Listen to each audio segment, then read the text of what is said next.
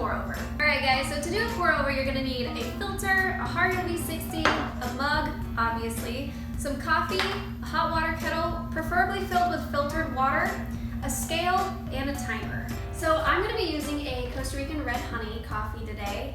This comes from the Vulcan Azul farm, and if you're interested in purchasing this product, you can find it here.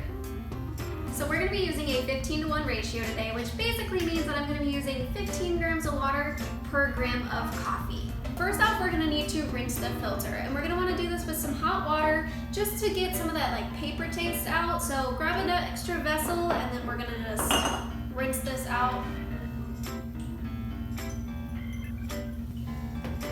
So I've got my coffee and now it's time to grind. So I'll be using a Ditting grinder on a medium setting, and that's number 7 for those of you who want a specific number. And here we go.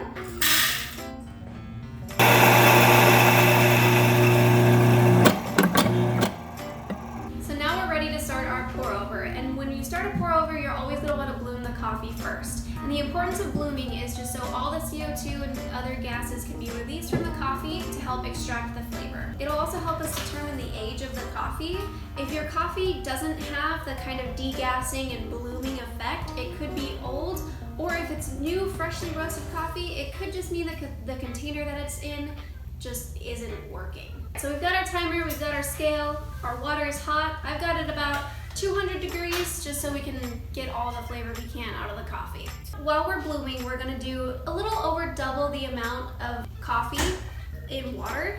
So we're just gonna start right in the middle and just go a little bit around in a clockwise motion right until we hit around 50 grams. Let that sit for about 40 seconds and then you'll be able to add the rest of the water. So we've hit our 40-second bloom, and now I'm gonna continue with the rest of the pour over. So again, I'm gonna start right in the center, slowly pouring the water in circular motions. Be careful not to touch the actual filter. You might get too much of a paper flavor.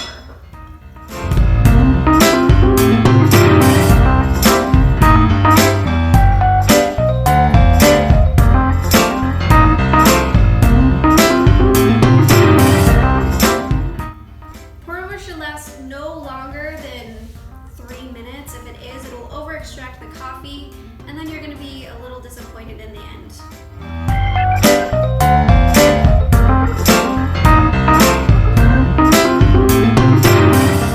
So now that our coffee's done, I'm just going to lift this off and dispose of my filter with all my grinds. And here we have a nice hot cup of coffee for you guys to enjoy. Thanks so much for watching this video, and hopefully you guys have learned enough to where you can brew just as good a coffee at home as you could get from a barista in a coffee shop. We are Cortez Coffee, and this is how we brew it.